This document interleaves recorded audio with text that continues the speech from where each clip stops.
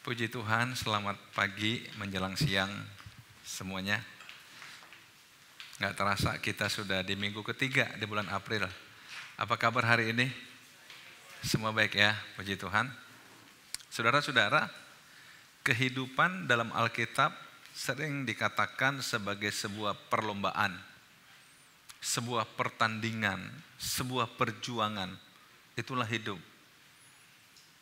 Artinya adalah hidup itu tidak statis, tapi dinamis. Hidup itu harus terus bergerak. Minggu lalu saya katakan pada kita, seringkali orang berpikir, wah hari kan hanya berulang, minggu ini akan terulang lagi minggu depan. Sama seperti minggu lalu ada hari Minggu. Dalam Alkitab memang ada istilah yang membicarakan hari yang berulang. Tetapi di sisi lain, kalau saudara pernah mendengar namanya Kairos, Kairos itu bicara momentum. Artinya apa?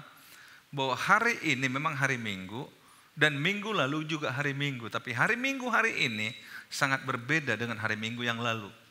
Dan minggu depan pasti berbeda dengan minggu ini, betul? Artinya apa? Tidak ada waktu yang bisa diulangi. Nah karena itulah saudara, Alkitab selalu mengajar kita untuk sangat-sangat bijaksana dalam menjalankan kehidupan. Hari ini saya ingin mengajak kita untuk belajar dari Alkitab, bahwa sesungguhnya Alkitab mengatakan hidup ini seumpama sebuah bangunan. Ya, seumpama sebuah bangunan. Saya pakai istilah bangunan kehidupan yang teruji. Hidup kita ini teruji atau enggak. Ada orang mengatakan begini, kalau kita ingin mengenal seseorang, lihatlah ketika dia sedang ada masalah. Baru kita tahu siapa dia, kualitas dia baru ketahuan di situ. Kalau sedang nggak ada masalah, lagi happy yaya, happy yeye, senang-senang, wah nggak kelihatan. Tapi ketika seorang punya masalah, lihat, itulah dia sebenarnya. Nah hari ini saudara, saya ingin ajak kita untuk melihat bangunan kehidupan yang teruji dari 1 Korintus pasal yang ketiga ayat 10 sampai 20. Dalam ayat 10 sampai 11 dikatakan sesuai dengan kasih karunia Allah yang dianugerahkan kepadaku, aku sebagai seorang ahli bangunan yang cakap telah meletakkan dasar dan orang lain membangun terus di atasnya. Tetapi tiap-tiap orang harus memperhatikan bagaimana ia harus membangun di atasnya. Saudara, ini yang bicara Rasul Paulus kepada jemaat di Korintus. Ada hal yang menarik untuk jemaat di Korintus, saudara. Jemaat di Korintus ini kaya dengan karunia rohani. Kalau saudara baca nanti pasal 12 sampai pasal 4 dan pasal 14, di sana kaya tentang karunia rohani. Kebetulan dalam Bible Study kita sekarang masuk pada pasal itu. Dan nanti hari Selasa kita masuk pada pasal 14. Menarik saudara. Jadi kalau saudara agak bertanya-tanya tentang bahasa roh dan sebagainya, nanti Selasa ini kita akan bahas dalam Bible Study lewat YouTube saudara. Cuma mungkin karena saudara nggak ikuti pasal 12-13, pasti kebingungan. Lebih baik tunda dulu lah kalau begitu.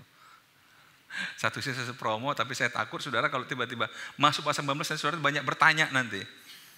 Oke. Saya kembali saudara. Menarik. Orang Korintus tuh kaya karunia rohani, tapi mereka punya banyak masalah dalam hidup.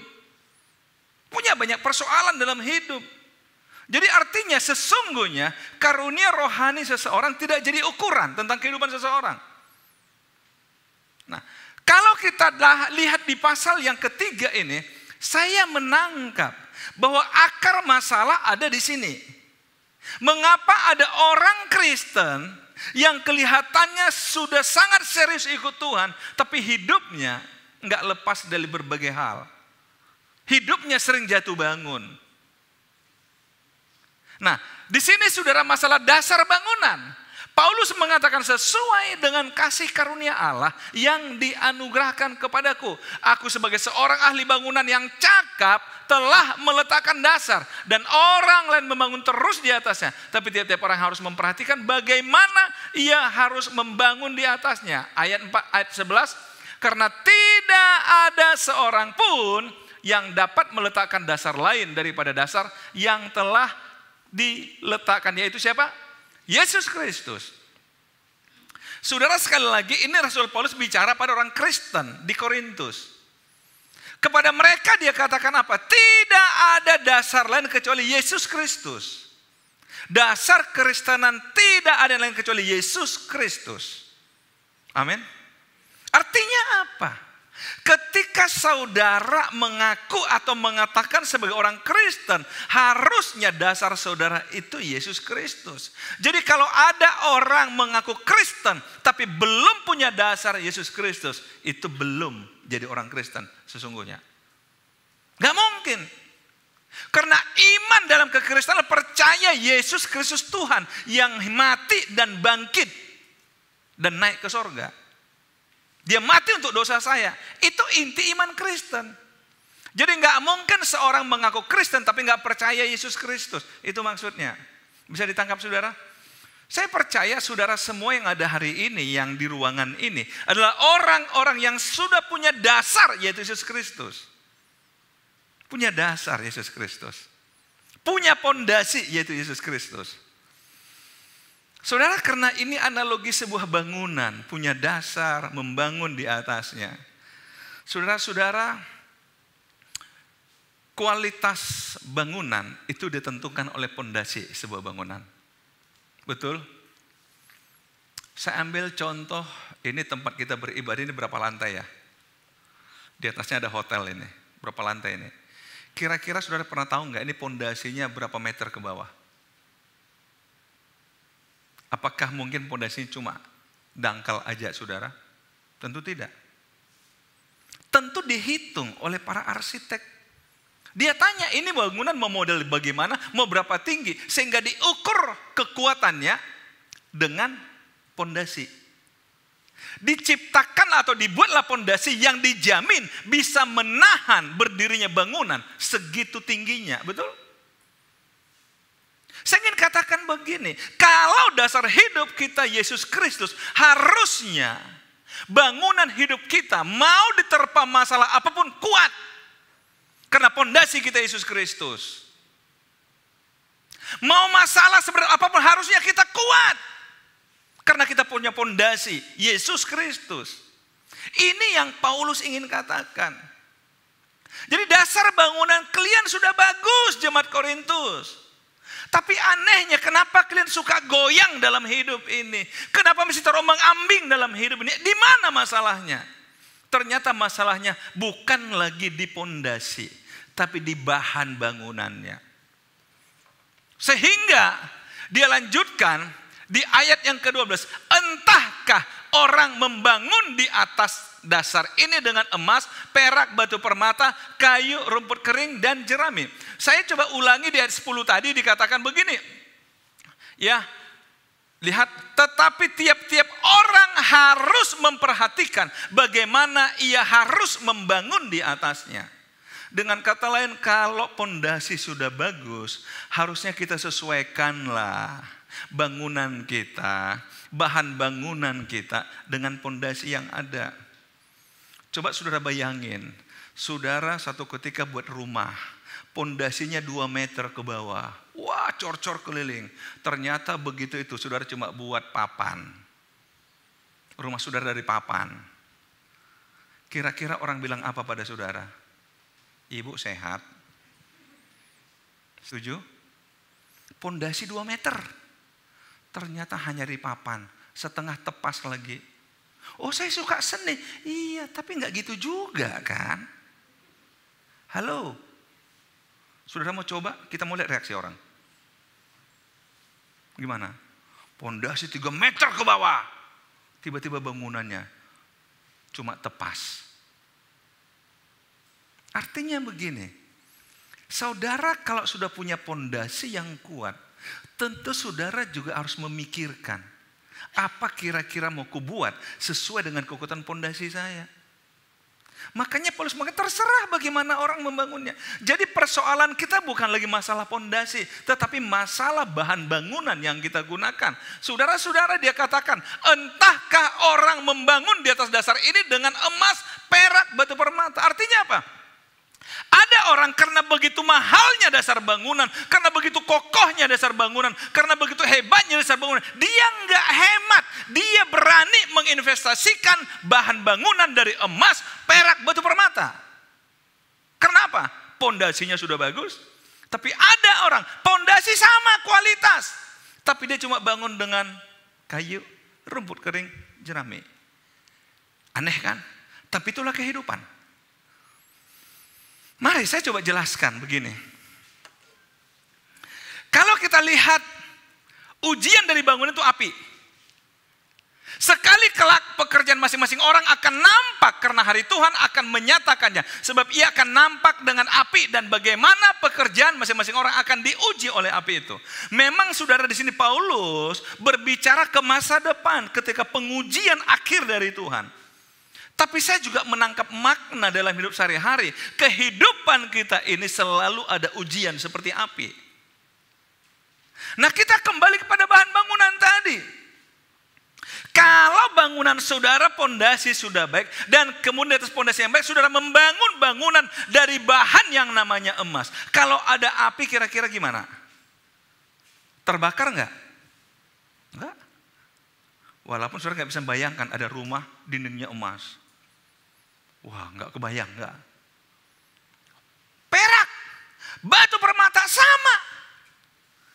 Api itu justru memperindah emas itu, betul nggak? Segala yang nempel, yang ada dipoles, jadi begitu api selesai, wow, ini bangunan jadi tambah indah. Tapi saudara bisa bayangin, kalau tadi bangunan yang pondasi sudah bagus, dibangun dari kayu, begitu kena api gimana? Bukan hanya dia yang terbakar, tapi dia juga bakar orang lain. Betul nggak? Setuju nggak dengan saya? Apa pernah saudara lihat kayu cuma terbakar sendiri, sebelahnya ngikut dia bakar? Sama, rumput kayu juga sama. Dia terbakar dan dia bakar orang lain. Jerami sama, dia terbakar, dia bakar. Apa artinya saudara? Saya coba memahami di sini, inilah kehidupan orang yang rapuh. Ketika dia terbakar, ribut. Ketika ada ujian ribut kan, kalau kayu kebakar ribut nggak dia? Kortak, benar nggak? Halo, saudara belum pernah lihat kayu terbakar? Kalau rumput terbakar gimana? Ribut nggak? Ada suara nggak? Ada. Jerami ribut, bukan hanya ribut, tapi dia membakar orang lain minimal di dekatnya. Artinya dekatnya bakar lagi, makanya melebar kemana-mana. Itulah hidup orang. Pondasi udah bagus, tapi kualitas hidupnya rendah. Terbakar dan membakar orang lain. Bisa nangkap saudara? Berapa banyak kita lihat orang, begitu ada pergumulan, ada masalah, langsung ngomel kemana-mana. Akhirnya orang lain ikut terbakar. Apa tuh gereja? Akhirnya, oh iya aku juga sama dengan kamu. Akhirnya coba lihat. Siapa ini? Oh ya aku juga ngalami yang sama. Kenapa? Kita bakar dia. Kita bakar. Kemana kita bakar di sana? Kita bakar di sana. Bukan hanya kita terbakar, tapi kita bakar orang lain. Hei saudara, itu menunjukkan kualitas bangunan saudara rapuh, nggak tahan uji, terbakar dan membakar orang lain. Tapi emas, dia nggak pernah bakar yang lain. Kenapa? Dia tidak terbakar sehingga tidak membakar. Perak, dia tidak terbakar. Pernah lihat ada perak jadi arang? Kalau merah mungkin iya, tapi jadi arang enggak, betul enggak? Buktinya belum pernah ada orang bakar sate di atas emas. Pernah lihat? Sate dibakar dengan api emas. Pasti bohong. Saudara tahu, kalau emas mau dilebur sampai berapa derajat dia baru bisa melebur dia. Sementara kalau arang itu berapa derajat membakar sate? Sudah bisa bayangin nggak lah, 700, 800 derajat. Sate taruh di atas, jadi apa itu sate? Karena memang emas bukan untuk bakar sate, tapi kayu, ya oke lah. Jadi kalau hidup kita gampang terbakar dan gampang bakar orang lain, katakan jerami kau. Amin, saudara. Jadi kalau ada orang begitu ada masalah, langsung katakan jerami kau. Amin, saudara. Hidupmu levelnya jerami. Udah nangkap sekarang, saudara? Inilah bangunan kehidupan. Ya, kadang-kadang saudara lihat, Alkitab itu juga bisa bergurau ternyata. Coba orang bangun rumah dari kayu, rumput kering. Ya rumah zaman dulu ya iyalah. Betul nggak? Zaman dulu dari rumput begitu. Tapi masalahnya, rumah dari rumput ada nggak pondasinya dari batu? Kan nggak ada. Saya nggak bisa paham kalau tiba-tiba saudara beli rumah di Jalan Diponegoro. Bangun pondasi, tetap cuma pakai papan keliling. Saya kira IMI juga nggak keluar. Dia katakan, kamu tuh merusak pemandangan. Gimana saudara? Sama orang yang diuji dan langsung bereaksi, langsung ngomel, langsung merepet, pepet. Jerami kau. Amin, saudara. Jadi tolong dalam rumah, kalau mulai ada yang merepet, katakan jerami kau. Amin. Saya kasih saudara mandat menjeramikan orang. Loh ini Alkitabiah. Ya, jangan langsung pikir-pikir ini perempuan maksudnya. Enggak, laki-laki banyak cerewet. Jadi kalau laki-laki cerewet, enggak usah katakan jerami, kayu kau. Saudara-saudara, karena kayu itu sebelum bakar orang dia pukul dulu orang lain. Katanya kayu kan jatuh dulu kan, pukul baru dibakarnya. Itu laki-laki. Mungkin, enggak ada penelitian. Ini hanya pandai-pandaiku aja. Supaya saudara tetap ingat. Jadi saudara, inilah hidup. Bagaimana kita membangun di atasnya.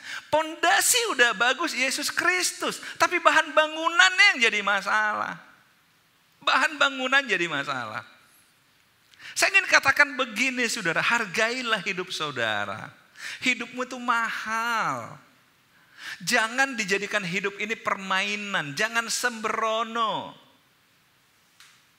Nah, saya lanjutkan cara membangun ini jadi persoalan saudara. Di dalam ayat yang ke-13, maaf saya lompat ke ayat 18. Janganlah ada orang yang menipu diri sendiri. Jika ada di antara kamu yang menyangka dirinya berhikmat menurut dunia ini, biarlah ia menjadi bodoh supaya ia berhikmat. Kenapa di sini disinggung menurut berhikmat menurut dunia ini? Saudara-saudara lihat, zaman sekarang terlalu banyak nasihat.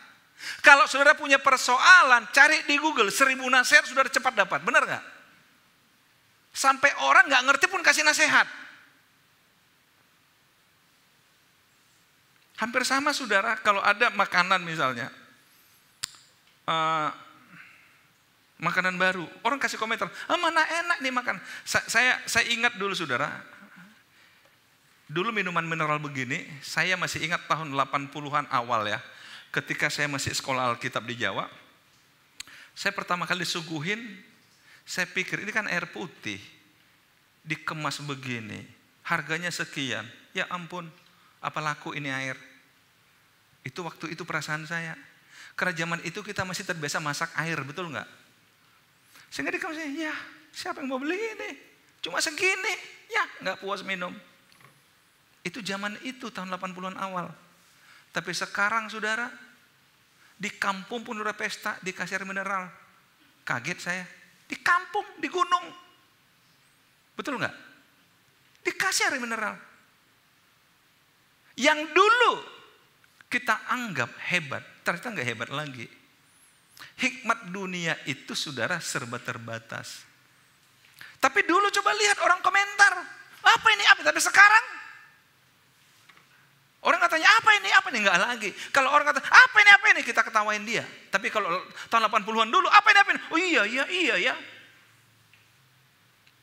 Dunia terlalu banyak nasihat. Dunia terlalu banyak saran untuk kita. Buat begini, buat begitu. Begini aja, begitu aja. Tanpa kita sadar, kita ikut nasihat orang. Akhirnya apa? Hidup kita semakin rapuh. Ini yang dikatakan oleh Paulus, lihat hati-hati dengan hikmat dunia ini. Karena apa? Dia katakan, janganlah ada orang menipu dirinya sendiri. Jika ada orang di antara kamu yang menyangka dirinya berhikmat menurut dunia ini, biarlah ia menjadi bodoh supaya berhikmat. Artinya apa? Orang yang merasa pintar, orang sok pintar, tolong segera sadari, saya ini orang bodoh, supaya kita jadi berhikmat. Karena kalau orang sudah merasa berhikmat, sudah merasa pintar, dia nggak mau belajar dan nggak peduli apa kata orang. Tapi kalau kita merasa bodoh, kita selalu ingin belajar dan ingin belajar dan ingin belajar. Saya suka baca buku, saya suka beli buku. Makanya kalau saya ke toko buku itu pasti minimal 5 buku pasti saya beli. Kenapa? Saya selalu merasa, aduh, saya tidak pernah merasa buku itu mahal. Karena apa? Daripada saya nulis sendiri. Benar nggak? Jadi kalau saya beli buku 200 ribu, saya pikir, waduh. Tapi saya lihat, waduh, ini luar biasa ini buku. Kenapa? Orang nulis itu biayanya berapa banyak? Saya cuma 200 ribu, 300 ribu, masa saya keberatan? Karena saya merasa ini pengetahuan. Karena saya merasa bodoh. Karena saya tidak merasa berhikmat. Jangan pernah adalah orang yang merasa sudah berhikmat di hidup ini. Ini kata Paulus. Tapi biarlah kita tetap merasa bodoh. Supaya kita tetap punya ruang dalam pikiran kita untuk hal yang baru. Jangan kaku. Jangan kaku. Saudara, saya suka mengatakan begini. Hidup manusia itu lebih banyak yang reaktif ya daripada proaktif. Reaktif itu apa? Orang buat apa, dia mulai bereaksi, ikut buat itu juga. Proaktif itu artinya apa? Orang belum buat sesuatu tapi dia sudah buat sesuatu. Maka istilah dagang mengatakan apa? Orang belum berpikir tapi kita sudah melakukan. Nah itu orang proaktif. Tapi kalau reaktif apa? Orang buka warung sate sana, sate apa sekarang di mana-mana ada di Medan ini? Yang di Jalan Perdana itu di pinggir jalan apa? Bacan apa? Taichan. Sekarang di mana-mana Taichan. Betul nggak? Ya ampun. Sampai kita bingung yang mana Taichan yang asli, yang rasanya seperti apa sih? Saya suka makan tongseng. Ada yang tahu tongseng? Halo? Tahu apa coba? Tongseng kambing maksud saya. Itu kan asalnya dari Jogja atau dari Solo. Jadi kalau mau tahu aslinya sama seperti gudeg. Kalau saudara mau tahu aslinya gudeg itu ya pergi ke Jogja. Berapa kali saya lihat ada jual tongseng di Medan saya makan. Ini cuma namanya tongseng, rasanya bukan tongseng. Hampir sama saudara, saya pernah tugas ke daerah Ungaran, Jawa Tengah. Nah, saya kan seorang asesor ya, asesor Ban PT. Maka di sana disambut saya, asesor datang orang Batak. Mereka bilang, masih di mobil, Pak menghormati Bapak, kami masak arsik. Saya sudah ketawa. Pastilah ini arsik orang Jawa. Benar, dengan bangganya mereka bilang, ini Pak arsik Pak, arsik ikan mas.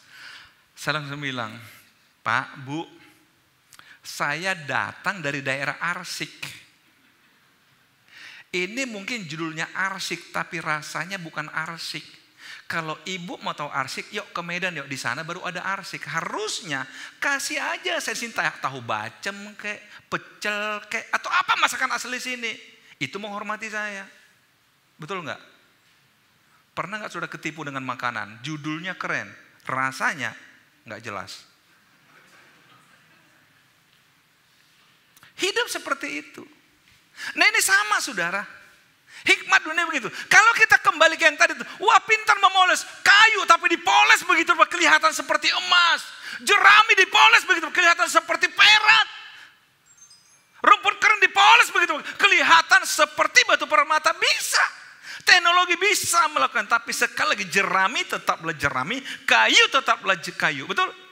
Tidak bisa berubah menjadi emas. Walaupun dibuat model emas. Pernah nggak dengar istilah menang model kalah jahitan? Wah ini filosofi masa lalu ini.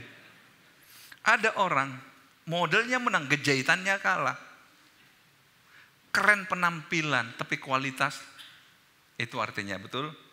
Sama, saudara kan kalau beli baju lebih ke modelnya atau kepada jahitannya, kepada kualitas.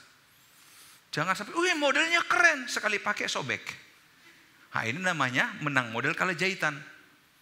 Gimana saudara? Ada banyak hidup dipoles, tapi tidak berkualitas. Begitu datang api langsung habis. Begitu ada masalah habis. Kenapa? Ikut-ikutan sama dunia, imitasi. Akhirnya saudara, kalau saudara lihat tadi ayat yang saya lompati, lihat. Sekali pekerjaan kelak masing-masing orang akan nampak. Karena hari Tuhan akan menyatakan sebab ia akan nampak dengan api dan bagaimana pekerjaan masing-masing orang yang akan diuji oleh api. Jangan sampai begitu dalam ujian, hidup kita ini nggak ada apa-apanya. Yang tadinya kelihatan hebat, tiba-tiba hilang. Dasar sih bagus, tapi kualitas hidup nggak jelas. Makanya dikatakan jangan menipu. Jangan menipu diri sendiri. Jangan menipu hidup ini. Hiduplah apa adanya. Kalau ingin emas ya emas aja. Kalau ingin perak ya perak aja. Kalau buat permata jangan buat kayu serasa emas. Jangan buat jerami serasa perak. Gak perlu saudara. Kalau memang saudara ingin membangun seperti emas, berjuanglah supaya memang dapat emas untuk membangun hidupmu. Berjuanglah supaya engkau dapat perak membangun hidupmu. Supaya kalau ujian terjadi, saudara tetap berdiri kokoh.